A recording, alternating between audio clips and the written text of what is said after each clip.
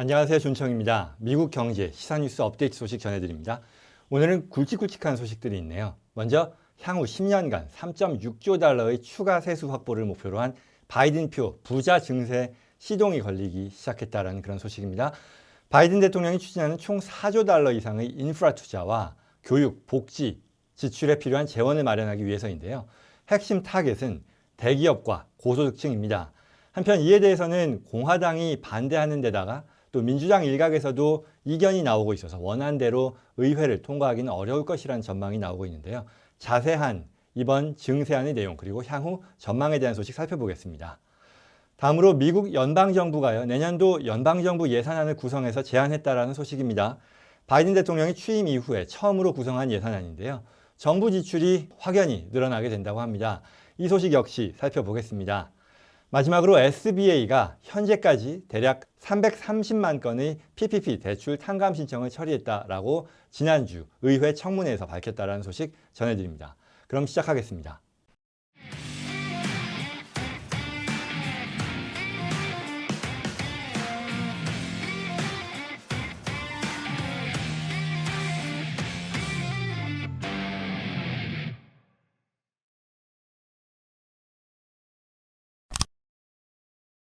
첫 번째 소식입니다. 조 바이든 행정부가 향후 10년간 무려 3조 6천억 불에 달하는 세금을 거둬들일 증세 계획을 발표했습니다.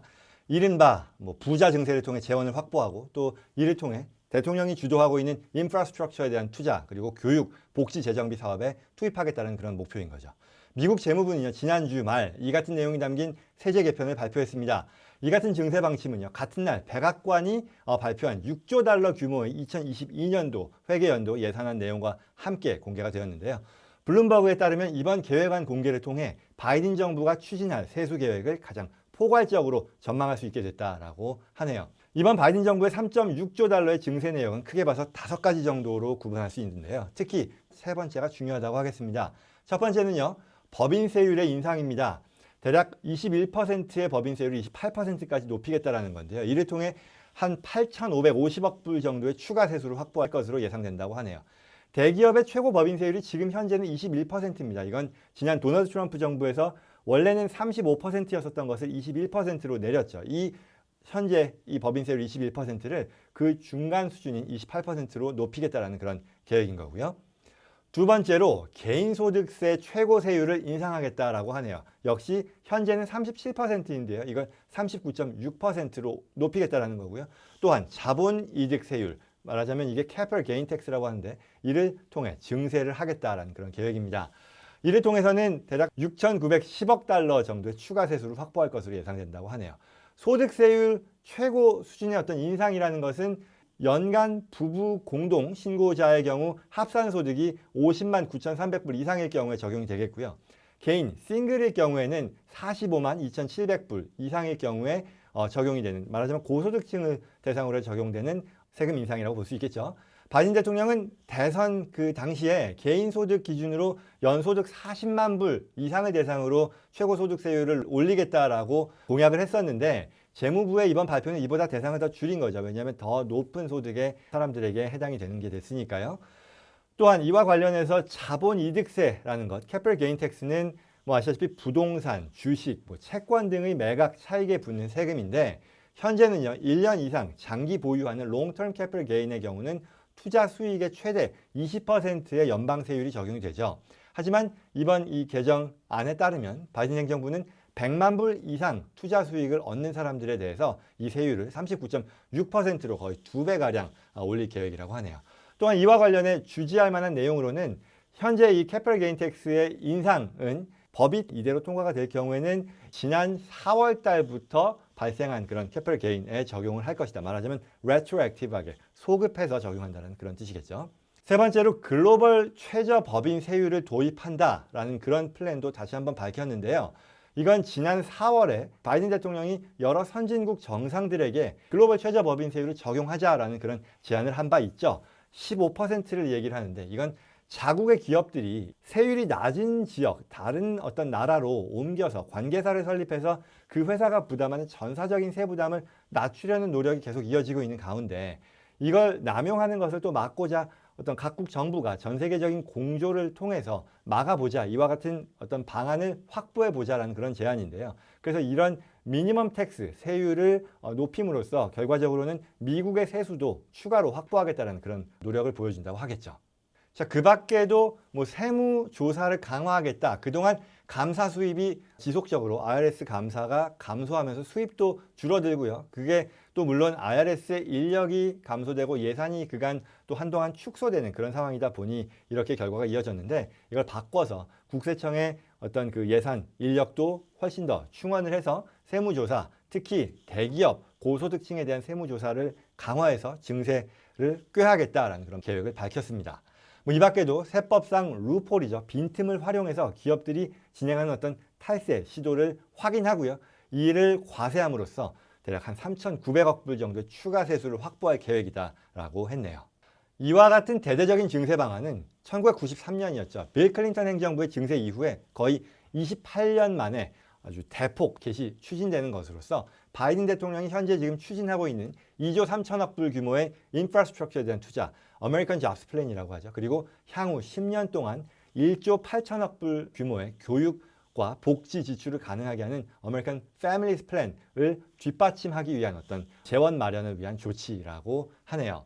재무부는요, 증세 계획이 원안대로 실행이 되면 바이든 대통령이 제시한 이와 같은 대략 한 4조 달러가 넘는 그런 인프라스트럭처에 대한 투자, 또 교육 복지 프로그램에 필요한 재원을 향후 15년에 걸쳐서 이와 같은 세수를 통해 충분히 메울 수 있을 거다라고 밝혔네요. 바이든 행정부의 이와 같은 지출 구상과 증세 계획이 그대로 뭐 관철될 수 있을 것이냐와 관련해서는 또 언론들은 그러긴 어려울 것으로 보인다라고 분석하는데요. 당장 공화당이 이와 같은 이 증세로 인해 투자와 일자리 창출에 부정적인 영향을 미칠 것이다 라는 그런 이유를 들어서 반대하고 있고요. 또한 대규모 지출 계획에 대해서도 어떤 재정난을 근거로 수정을 요구하고 있는 그런 상황인 거죠.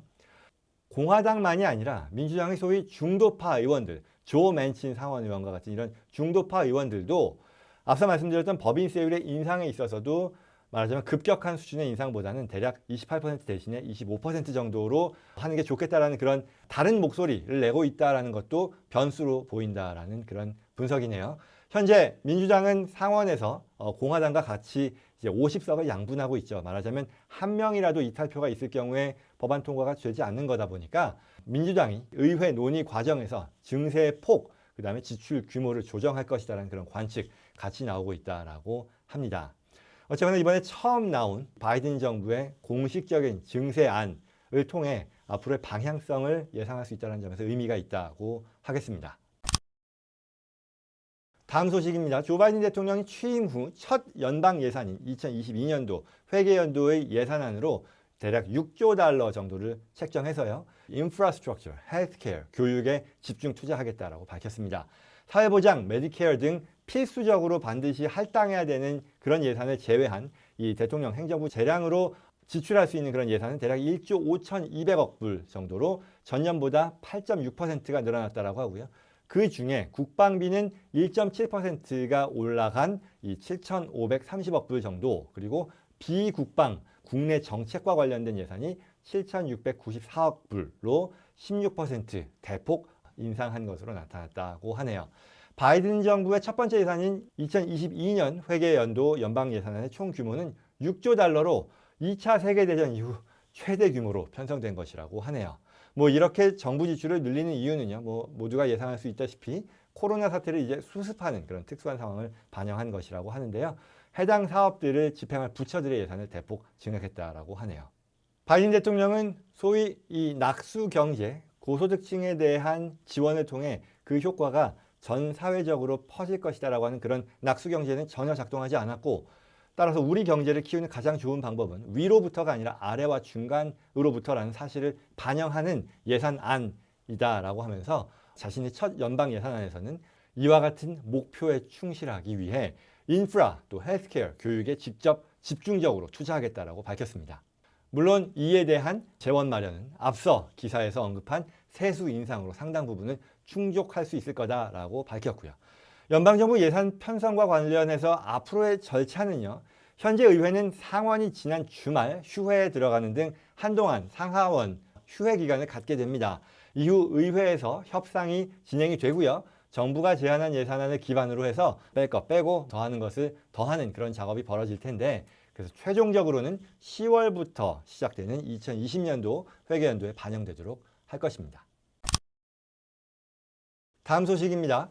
SBA에서 현재까지 대략 330만 건의 PPP 대출 탕감 신청서를 승인했다라고 지난주 연방의회 청문회에서 밝혔네요. 이 수치는 지난 한 해 동안 받은 승인된 PPP 520만 건의 거의 70%에 달하는 규모인데요. 말하자면 3건 중에 2건 이상의 PPP론이 탕감 승인까지 이제 완료되었다라는 건데요.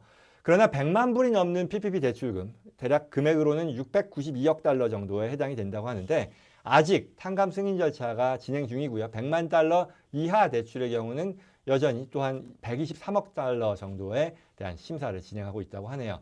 이 결과만 보면 역시 큰 금액의 PPP 대출이 탕감되기 더 어려운 것으로 보인다라고 할 수 있는데요. 현재까지 SBA 통계를 보면 전체 탕감받은 지난해 론의 대다수인 81%는 또한 10만 불 이하의 소액 대출이었다라고 하네요. 또 아직까지 탕감 신청을 하지 않은 사람들을 대상으로 LA타임즈에서 어떻게 하면 되는지에 대한 관련 기사가 나왔는데요. 살펴보면 탕감 기준은요, 아시다시피 60% 이상의 직원 임금으로 사용하고 또 기타 임대료, 이자 비용 등 어떤 eligible expense로 사용이 되어 있어야 한다는 것이고요. 언제 탕감을 신청할 수 있느냐라고 했을 때 이 covered period죠. 과거에 원래 8주였었는데 이게 24주로 연장이 됐는데요. covered period가 끝나고 나서 그로부터 10개월까지는 이자 지급이 없기 때문에 탕감 신청을 할 필요가 없겠으나, 이제는 그 기간이 충분히 지났으니까 탕감 신청을 하는 게 맞겠고요. 물론 이와 같은 탕감은 론이 만기될 때까지 해도 되는 겁니다. 그래서 반드시 지금 당장 안 하면 안 되는 건 아니지만 더 이상 어떤 탕감과 관련해서 유의미한 법의 개정이 나올 것이라고 예상되지는 않는 그런 상황이다 보니 아직까지 진행하지 않은 분들은 진행하는 게 좋겠죠. 또한 관련해서는 비용 내역이라든가 관련된 이런 증빙 자료들을 잘 준비해야 될 것이고요.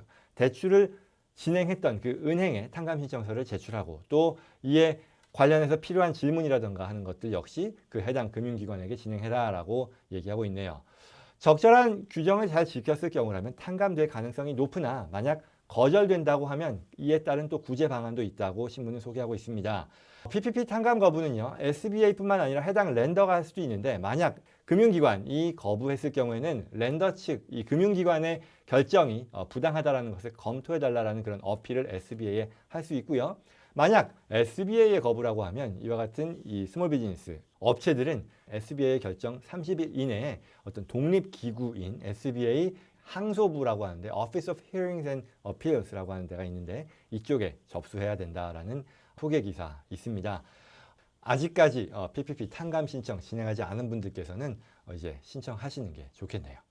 오늘 소식 이것으로 마치겠습니다. 도움이 되었기를 바라고요. 역시 도움이 되었다 생각하시는 분들께서는 구독과 좋아요 눌러서 많은 분들께서 공유할 수 있도록 도와주시기를 부탁드립니다. 그럼 저는 다음 시간에 뵙겠습니다. 고맙습니다.